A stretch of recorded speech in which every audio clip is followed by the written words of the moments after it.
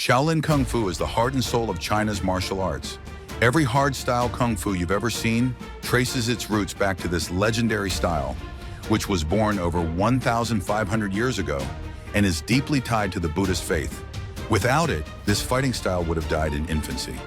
The story behind Shaolin Kung Fu's creation and preservation is such that it will fill you with awe as it underlines the magical power of the human spirit.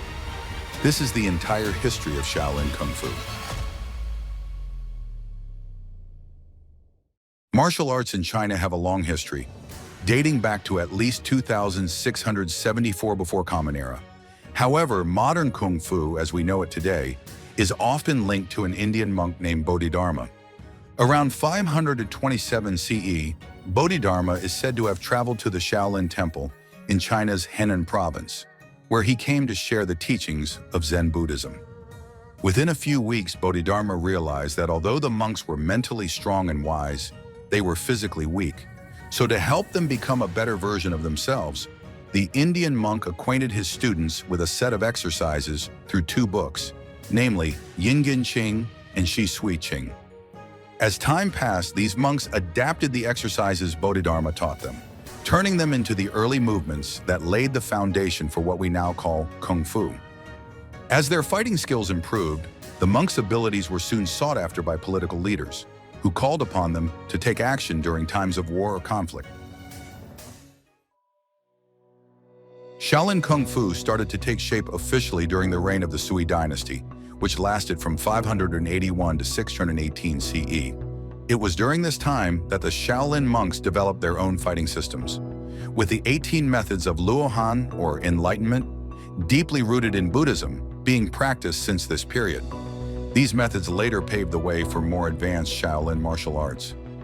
By the end of the Sui dynasty, the Shaolin monks had honed incredibly powerful martial arts skills that made them strong enough to deal with any adversary.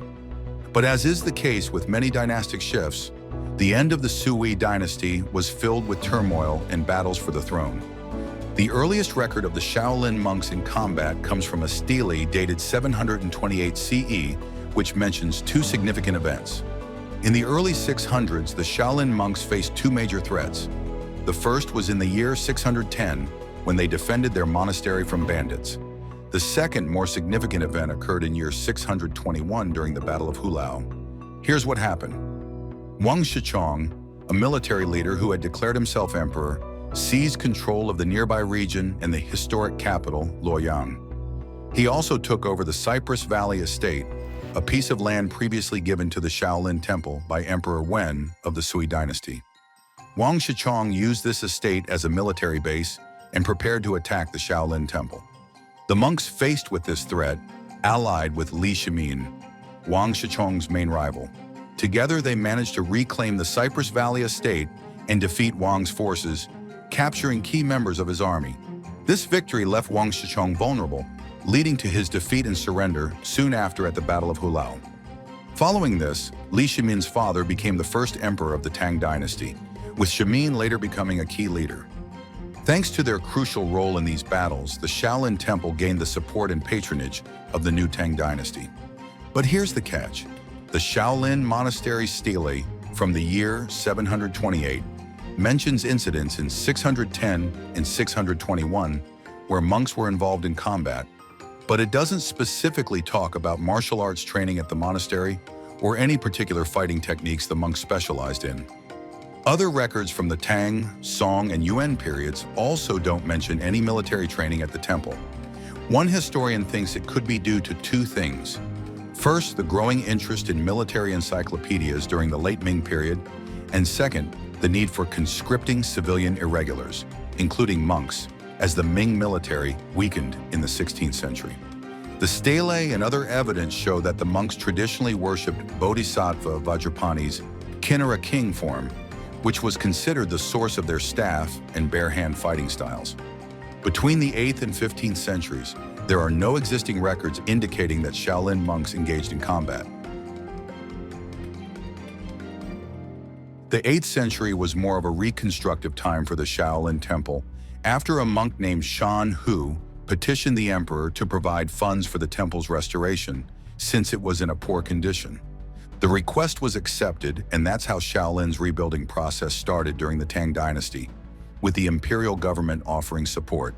From approximately 650 to 726 CE, the temple underwent significant reconstruction and expansion, which ultimately led to an increase in followers of Buddhism. During this time, Shaolin attracted many renowned monks, most of whom had direct connections to the imperial extended families. Emperor Zhongzong of Tang granted the title of Monks of Great Virtue to 10 monks at the temple, and it remained a prestigious honor for generations. A couple of centuries later, however, the temple would face direct opposition from the monarchs. Emperor Wuzong of Tang, whose reign lasted from 841 to 847 CE, launched the Great Anti-Buddhist Persecution as part of his effort to curb the growing influence of Buddhism in China. During the Tang period, Buddhism had become a major religious force, and its monasteries had gained significant wealth and power, including tax-exempt status. Emperor Wuzong saw it as a strain on the state's economy, and he grew increasingly critical of Buddhism. With his own deep devotion to Taoism, Wuzong set out to reduce Buddhism's influence. In 842 CE, he issued an imperial edict aimed at purging sorcerers and convicts from the Buddhist clergy, forcing monks and nuns to return to lay life unless they surrendered their wealth to the government. The religious persecution under Emperor Wuzong reached its zenith in 845 CE, when the emperor confiscated the wealth and properties of Buddhist temples.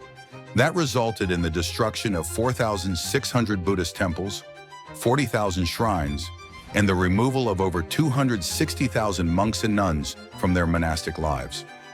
Wuzong's motives were not solely economic, because as a devoted Taoist, he saw Buddhism as a foreign influence that threatened the traditional values of Chinese society. During this period of widespread persecution, Shaolin monks were scattered across the land, and many of their martial arts methods were lost or faded from practice.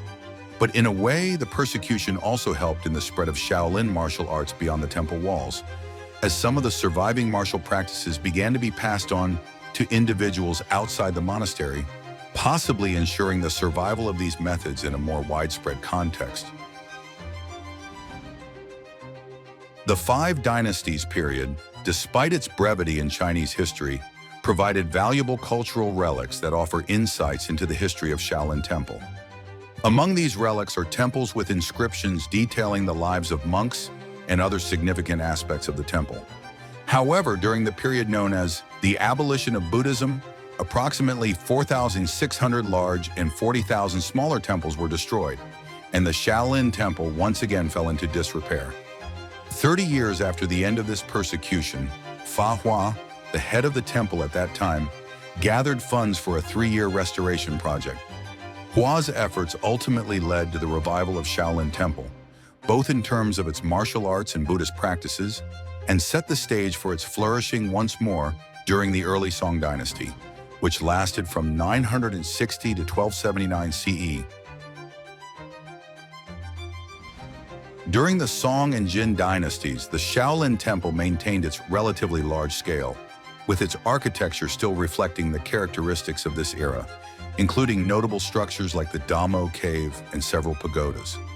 Emperor Taizu of the Song Dynasty, who was deeply interested in martial arts, had his collection of martial arts books preserved at Shaolin Temple.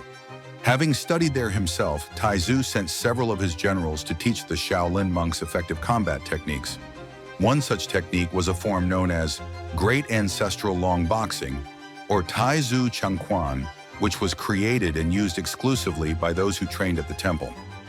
This particular form of combat became a kind of secret handshake for Shaolin monks, as it was considered a test to differentiate true monks from imposters. If one couldn't perform it, they weren't from Shaolin.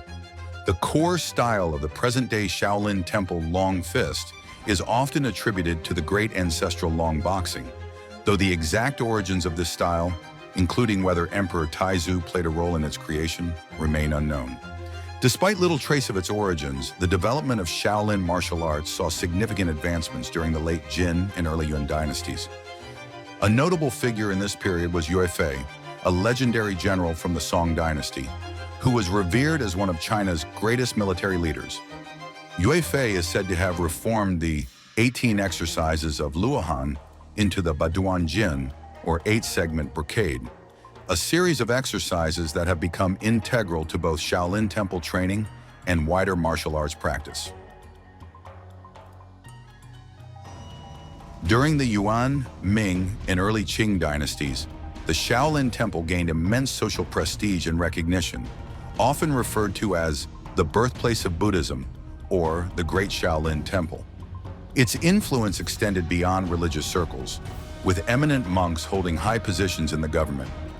Among the many influential monks associated with Shaolin during this period were figures such as Master Xian, Master Feng Lin, and the Japanese monk Yuan, who popularized the martial art back home in Japan. Throughout the Yuan dynasty, Shaolin continued to expand its martial arts repertoire, incorporating various styles from outside the temple. Masters like Bai Yufeng, Jue Yuan, and Li Su contributed to the development of Shaolin's martial arts training. Jue Yuan in particular studied with renowned martial arts masters such as Bai Yufeng, who contributed to the modernization and expansion of the Shaolin martial arts system. Bai Yufeng introduced key improvements to the 18 exercises of Luohan, expanding them into 173 different forms. He also revitalized older martial methods and combined them with the Shaolin martial arts system. These changes resulted in the creation of 12 distinct sets known as the 12 Dragon Books. These methods focused on animal-inspired techniques, with the 5 animal boxing drawing from the movements and tactics of dragon, tiger, snake, crane, and leopard. Li Su, another important figure during that era, contributed his expertise in techniques like the large flood boxing, also known as Dahong Quan, small flood boxing, known as Xiao Hong Quan, and staff skills, which were also widely taught within Shaolin. Unfortunately, the temple once again suffered significant damage when a fire broke out toward the end of the dynasty, destroying many of its buildings. By the 16th and 17th centuries, over 40 sources provide clear evidence that martial arts had not only been adopted by the Shaolin monks, but had become deeply ingrained in their monastic culture. The behavioral shift was so significant that the monks began crafting new Buddhist narratives to legitimize their martial practices. During the late Ming period, references to Shaolin martial arts were seen across various forms of literature, including the epitaphs of warrior monks, military manuals, encyclopedias, historical texts, travel accounts, fictional stories, and even poetry. Unlike Tang Dynasty records, later sources specifically highlight Shaolin combat techniques, including unarmed fighting, spear usage, and their signature weapon, the staff, which brought them widespread fame. The staff, also known as a bow staff, is a traditional weapon used in Chinese martial arts like Kung Fu, Wushu, and Shaolin styles. It's a long and straight pole, typically about the height of the practitioner or slightly taller, and is made from materials like bamboo, hardwood, or modern composites such as fiberglass. It may also have a tapered shape, which is thicker in the middle and thinner at the ends, since that design accounts for better balance and speed. The staff is a multi-purpose weapon used for striking, thrusting, sweeping, blocking, and deflecting, while its spinning techniques create a shield-like effect. The staff is also known as the father of all weapons due to its multi-dimensional nature, and this weapon is what really turned Shaolin monks into the next generation of Zen warriors. Now by the mid-16th century, Shaolin's martial expertise had drawn military specialists from across Ming China, as they were eager to study and master the temple's renowned fighting methods. Around 1560, the legendary Chinese military general Yu Daiyu visited the Shaolin monastery to evaluate the fighting techniques of its monks, only to find their skills lacking. Disappointed, Yu brought 2 monks, Zongqing and Puchong, back to the south and trained them in the art of staff fighting for 3 years. Once the 2 students were proficient in the art of combat, they returned to the monastery and shared their newly acquired knowledge with their fellow monks, which gave a major boost to Shaolin's martial repertoire. Martial arts historian Tang Hao later traced the origins of the Shaolin staff style, known as 5 Tigers Interception, to Yu Daiyu's teachings. The exposition of the original Shaolin staff method, the earliest surviving manual on Shaolin Kung Fu, was authored around 1610 and published in 1621. Its writer Cheng Zhongyu compiled the techniques and knowledge he gained during a stay of over a decade at the Shaolin Monastery, preserving the martial traditions of the temple for future generations.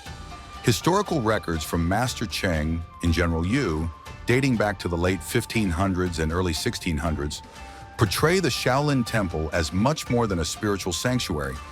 By this time, it had evolved into a hybrid institution, blending monastic and martial traditions. The temple began admitting non-monastic martial disciples in significant numbers and served as a kind of boarding school or military academy, an ancient equivalent of the United States Military Academy. Patrons from across China entrusted the temple with their young sons, and in the case of the associated female-only Yongtai nunnery, their daughters. They were sent there to receive a comprehensive education that encompassed both academic learning and martial training. Interest in Shaolin fighting surged further during the mid-16th century, largely due to the decline of the Ming dynasty's regular army. By this time, the imperial army was severely undermanned and lacked the organization necessary for an effective military force. The situation became so dire that in 1550, a Mongol prince managed to raid and plunder the suburbs of Beijing, the capital city, without facing significant resistance. The Shaolin monks' military prowess gained significant attention following their notable contributions to the mid-16th century campaign against piracy. Historical records from the 16th century highlight that in 1553, during the peak of pirate raids, military officials enlisted monastic troops from Shaolin and other temples. The legendary Shaolin monk, Yuan, assembled a fearless unit of 30 disciples to confront a band of Japanese pirates near Shanghai. Armed only with iron staffs, the monks engaged the pirates in a fierce battle. Despite their valiant efforts, they ultimately fell in combat, having reportedly slain a large number of the pirates before meeting their own tragic end. The highest point of the Shaolin monks' military triumphs came in July 1553, when a brave force of 120 monks encountered a large group of pirates. For 10 days, the monks held their ground along a 20-mile stretch of coast, fending off the attackers. The monks' sheer skill and discipline led to the death of over 100 pirates, while the Shaolin warriors sustained only 4 casualties. To this day, the commanders who led this heroic campaign are honored with burial stupas in the pagoda forest, a solemn tribute outside the temple to their bravery and sacrifice.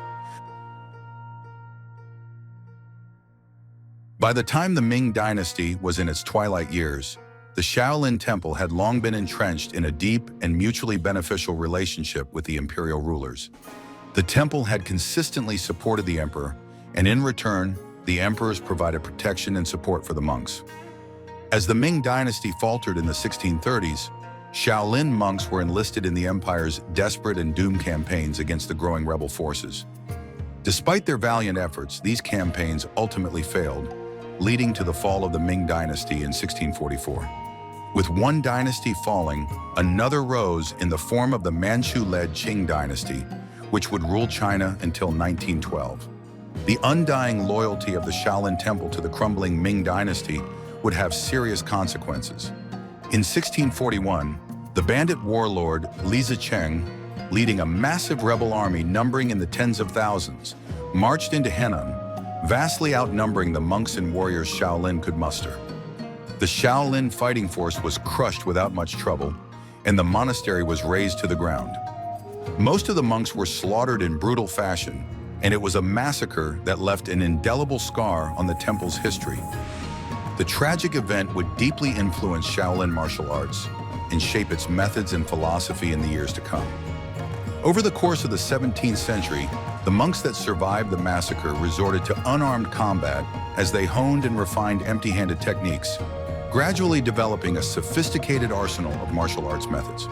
By the mid-Qing period, which lasted from the 18th to early 19th centuries, these hand-to-hand combat techniques had surpassed the traditional staff methods in prominence and had become the cornerstone of Shaolin martial training. As the monks' unarmed fighting skills grew in both complexity and effectiveness, the legacy of Shaolin martial arts entered the modern era. After the collapse of the Qing dynasty, the Republic of China was founded by Chinese individuals educated in the West. However, the Republic of China couldn't control the entire country, and soon a civil war broke out between the Republic and the Communist Party. The Shaolin Temple suffered greatly as a result. By 1928, the once proud temple was in ruins. The halls were falling apart, debris filled the grounds, and most of the walls had crumbled. The temple dealt further damages when Chinese warlord General Feng Yuxiang used the temple as his base, but his rival, warlord Shi Yusan, attacked and set the temple on fire. The blaze raged for over 40 days, completely destroying the main buildings and countless texts and records on martial arts and Zen Buddhism. After the temple's destruction, only a small number of monks remained, but they still owned vast amounts of land and mountain forests. Most local peasants worked as tenants for the monks. However, the area around Shaolin Temple became dangerous due to bandits who made the surrounding mountains a no-go zone for travelers. In 1944, when Japan occupied Henan province, their armies wreaked havoc on the region, burning homes, killing civilians, stealing property near Shaolin, and destroying historical landmarks. That's when the Chinese Communist Party came to the rescue, sending General Pi Dingjun, who pushed back the Japanese forces in the region. The Republic of China continued to weaken after years of internal conflict and the fight against the Japanese during World War II. In 1949, the Communist forces finally defeated the Republic of China, which fled to Taiwan to establish a government in exile. After the Civil War ended in 1949, the Communist Party launched the land reform movement, which stripped Shaolin Temple of its land and surrounding forests. All religious and martial practices were banned. Monks who wanted to remain at the temple could stay, but had to work on a small portion of land given to them. During the Cultural Revolution that lasted from 1966 to 1976, it became nearly impossible for anyone to be a monk. The Red Brigades were everywhere, destroying anything connected to China's feudal past. The violence was widespread, with an estimated 30 million lives lost, and many historical treasures wiped out during this period, including those at Shaolin. Despite the destruction, a few monks still lived at or near the temple, keeping the spirit of Shaolin alive. They even took in a few new students, including one young boy named Ming, who is the abbot and founder of the USA Shaolin Temple. Ming was introduced to the temple by his parents when he was just 5 years old, and at a time when the temple was facing immense challenges. His grandmaster, Shi Hingzhen, took him in without requiring him to perform any martial arts. He simply knew that Ming was meant to be there. During this time, there were only about 16 or 17 monks at the temple, with most being elderly. Despite the danger from the Red Guards, Ming was cared for by his masters who treated him like family. But because of the volatile situation, the monks couldn't stay at the temple all the time, and Ming often had to visit his parents, who lived about 200 miles away. In 1974, the entrance to Shaolin Temple, known as the Mountain Gate, was rebuilt, and by 1979, the government began funding major renovations, which continued through the 1980s and into the late 1990s and early 2000s, restoring the temple to its former glory. In 1980, when religious practices were officially allowed again, the temple began to revive. Today, the Shaolin Temple is primarily a tourist attraction. The Chinese government has restored many temples across the country to boost national tourism, and the temple now showcases performances of modern wushu and qigong. The traditional Shaolin martial arts, which once thrived at the temple, have blended with modern competitive wushu from Beijing. Some argue that the authentic Shaolin arts have vanished from the temple, surviving only in folk martial arts traditions. But despite all the trials and efforts to suppress it, the spirit of Shaolin continues to live a glorious past, present, and future. So this was the entire history of Shaolin Kung Fu. If you liked the video, please subscribe to our channel and turn on those notifications. Thanks for watching, and we'll see you in the next one.